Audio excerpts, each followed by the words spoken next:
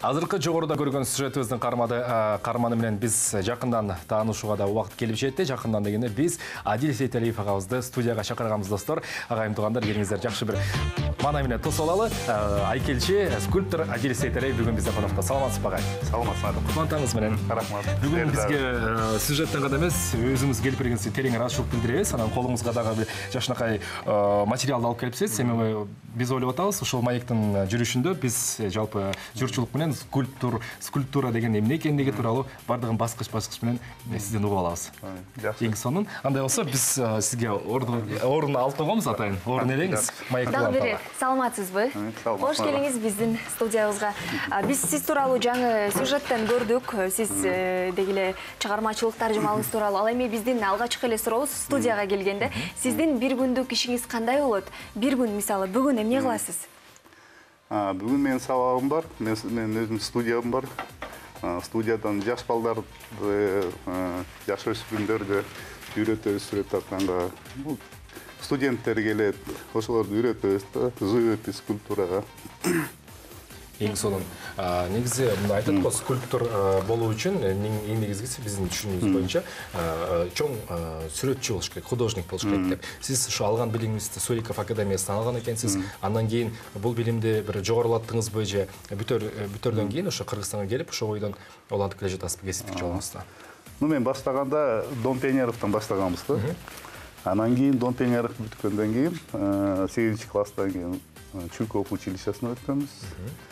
Аны бүтүп Суриковго өттүк, ошо бүткүп эле бияка келип, ошо өз кесибиз менен иштеп атабыз. Канча жылдын жүзү болуп калды ошондо? Ой, 94-жылы бүткөм ошо.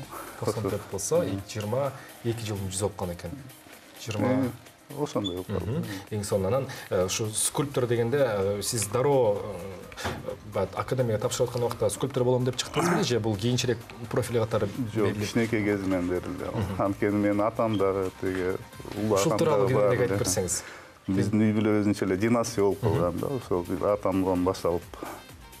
Ал өзү болсо график, книжный, анан кийин ошо художниктер менен үйгө келип кетип, мастерскойлоруна барып кичине кезден бери ошол аралашып жүрүп эле ошол сиңип калган окшойт да. Анан ошол менен кесип тандооңузга ошол таасир этти. Аябай таасир этти. Мастерской деп айтып калдыңыз. Ал эми мастерскойдо сиз үчүн эң маанилүү нерсе эмне? Кайсы буюм маанилүү? Ардайым жаныңызда болуш керек. Мастерскойдо эң маанилүү нерсе атмосфера. Ошо атмосфера болсо, ал бир күндө эле болуп калбайт да. Ошо иштеп атканда ошол атмосфера акырындап чогула берет да. Айтыңызчы, ошо негизи скульптура жаратуудан мурда анын бир канча этаптан турат да, ошол жаралуусу. Алардын катарында канча биздин билишибизче сиздер адамдын организмин, тагыраагы физиологиясын, булчуң түзүлүштөрүн аябагында мыкты билишиңер керек деп билебиз да. Ошол дагы бир элементпи билимдин, Ал эң эле необходимый элемент, ошого үйрөнөбүз деп институттачы. Бирок сүрөтчүнүн эң маанилүүсү бул жөн эле сүрөт тартыш эмес, жана айкел жасаш эмес да. Эң биринчиси ошо канчалык көп билимиң болсо, канчалык көп окусаң, ошончолук сенин фантазияң широкий болот да. Эгер күнүмдүк оокат менен эле ошонун эле тегерегинде жүрө берсең, сенин фантазияң ошондой эле чектелүү болуп калат. Ошон үчүн көбүрөөк окусаң, көбүрөөк билимдүү адамдар менен сүйлөшүп, маектешип эметсең, ошончолук сенин аң сезимиң кең болот да. Ошого жараша сенин жумуштарың да болот. Сиздин эң алгачкы айкелиңиз, колуңуздан чыккан бул бюст беле, бул кантип чоң эстелик беле, ошол тууралуу эстеп отурсак кандай болду эле? Азыр жакшы эсиңиз келбей атат. Азыр эсиме келбей атат ошо. Көп убакыт өтүп кетти окшойт. Ал эми эң сыймыктанган эстелигиңиз, айкелиңиз кайсы болуп эсептелет? Мен ойлойм, ушу Чыңгыз Айтматовдун ушу айкели деп ойлойм. Каякта турат ал азыр учурда? Ал азыр Ысык көлдө, Рух Ордодо турат да. Эң сонун экен.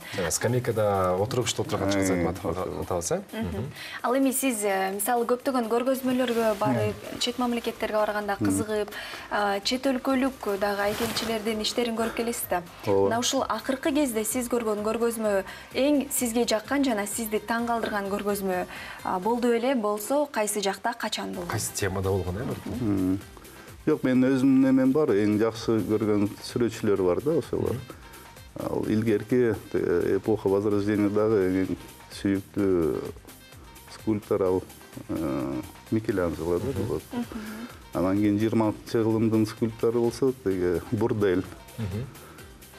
Бурдель ал Харадендин окуучусу болчу. Бурдельдин окуучусу болсо теги советский скульптор Мухина деген бар болчу да. Ошо Мухина автор, рабочий колхозницанын автору болчу. Андан жакшы экен. Ал эми сиз бүгүн материал ала келиптирсиз, бул эмне? Скульптура деген бул эме да, трудоемкий. Процесстери аябай көп. Биринчи пластилин деген же болбосо laydan жасап аласың. Аны жөнөкөй бир форманы алып келген да, чтоб көрүнүктүү болгондой болуп. Биринчиден мындай эмени жасап алабыз.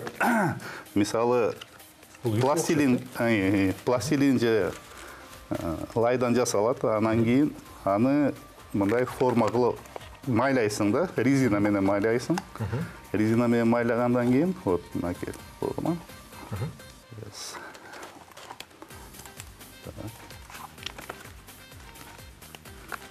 Анан резина менен майлагандан кийин, анан кийин сыртынан мо гипс менен майлап калып кыласың. Калып кылгандан кийин аны кайта чыгарасың дагы, анан теги пластилинди чыгарасың дагы, мындайчы. Анан кайта муну ичине саласың. Бул деген эң эле жөнөкөй форма да бул. Анан кийин кайта эле биягынан куюп коесуң да, анан кайта чыгат. Ошондой чыккандан кийин мондай гипсовый чыгат. Ушу гипстен болсо анан кийин ташка, жыгачка которсо болот. А эгер бронзага котором десем, ал резинанын ичине воск. Обычно пчелиный воск. Ошону эле куясың, анан кичине калыңдыгы бир 2-3 миллиметрдей болуп, ушундай эле восктон чыгып калат. Анан кийин ошону акырында бронзага которулат да. Ошо азыр болсо бул жерде үкүнүн формасы тартылып турат. Бул кичинекей үкүнүн формасы мындай элге жөнөкөй кылып түшүндүргөнгө оңоюраак болсун деп да. Эми биз айтып атабыз, айбар эмгекте талап кылган жумуш депчи, чыгармачылык жумуш, анан сиздин колуң астыңызда сөзсүз түрдө бир подмастерье деп коет эмеспи? Устаттын өзүнүн шериктери болушу зарыл. Мисалы бир айкелдин башталкы этабынан соңку этабына чейин бронза ушу куюлуп атканда канча кишинин эмгеги талап кылынат да, орто эсептен? Мисалы монументальный скульптураны жасасаң, бир 7-8 адамдай катышат да. Анын ичинде сварщиктер болот, ичинде рабочий болот, ичинде форматор гипстен форма чыгара турган, анан литейщик болот. Ошентип бир 6-7 адамдай болот да. Демек скульптордун өзү кино площадкадагы өзү режиссер болот экен, калганын баардыгы элемент болуп кошулуп, анан бир чоң эстелик пайда болот. Эң сонун. Туура, ал эми айтып калат эмеспи, бизде скульптор негизи айкели жасоо үчүн абдан талыкпаган эмгек, табият берген талант керек деп. Бул сөздүн канчалык деңгээлде чындыгына бар, же болбосо сиз ойлойсузбу? Аракет кылып, эгерде адамда каалоо болсо, анда бардык нерсени иш жүзүнө ашырса болобу? Туура айтасың, ошо эгер адамдын ушул канчалык ушундай каалоосу болсо, ошол өзүнүн үмүтүнө жетет алчы. Эртеби кечпи ошого жетет. Ага, айтыңызчы, азыр учурда сиз кайсы айкел эстеликтин үстүндө эмгектенип жатасыз? Чоң монументалдуу эмгек жагылып жатабы? Жок, азыр мен монументалдуу иш менен алек болгон жокмун. Мен өзүмдүн чыгармачылык выставочный иштердин алдында иштеп атам. Демек жакында көргөзмөс болот? Албат эле болуп калбайт, баардыгын производстводон өткөнчө дагы 1-2 жыл өтөт да. 1-2 жыл өтүп, андан соң скульпторлордун көргөзмөсү, сүрөтчүлөрдүн көргөзмөсүнө караганда бир топ кыйла убакыт көп алат да. Эми биздин студиябызга да ошо эртең менен таң эрте келип, үкүнүн формасын эң жөнөкөй жол менен элибизге түшүндүрүп бергениңиз үчүн чоң рахмат. Биз сизге чыгармачылык ийгиликтерди каалап өтөлү. Сиз тууралуу сюжетте биз сиз кеткенден кийин дагы биринчи, экинчи, үчүнчү саатыбызды көп көрсөтүп элибиз менен жакындан тааныштырабыз. Сиз болсо азыр убакыттан пайдаланып ушу эл журтубузга айдап турган жакшы каалоо тилектериңиз болсо, экинчи камераны карап кайрылып кетсеңиз болот. Рахмат силерге. Бүгүн ушу жас маалы келип калды. Биздин Бишкектин жашоочуларынын баарына тең ушу биз азыркы келген жаска окшогон ушу көгөрүп, биздин шаарыбыз көгөрүп көргөндөй көңүлдөрүн каалайм да, ошо жакшы көңүлдүү болгонуна. Анан кийин баары тең ушу бир кичинекей үзүр болсо дагы ушу биздин шаарга, биздин мамлекетке бир таасир кылып, кичине көңүл буруп, өзүнүн жасай турган эмесин берсе, ушу биздин мамлекет өзгөрүп өркүндөй берет деп ойлойм да. Туура айтасыз. Чоң рахмат. Сиздин дагы маанайыңыз мына ушул жаз мезгилинде ар дайым көтөрүңкү болуп жүрсүн. Терең ыраазычылыгыбызды билдиребиз, дагы да болсо күтүп алууга сизди даярбыз. Рахмат. Дагы бир жолу рахмат. Мына бизде конокто айкелчи Адил Сейталиев болду. Азыр болсо биз билесиздерби, атасынын жолун жолдоп, ата мурасын жерге калтырбастан ушул күнгө чейин Элзар Сыдыков агабыз атасынын эстелик болуп калган буюмдарын сактап, аны кастарлап, үйүнүн эң бир төрүндө сактап келет. Атасы билесиздер, атактуу Жалил Сыдыков болгон. Мына ошол атасы жана уулу тууралуу кийинки сюжетти чогуу көрөбүз, андан соң кайрадан экран аркылуу жүздөшөбүз.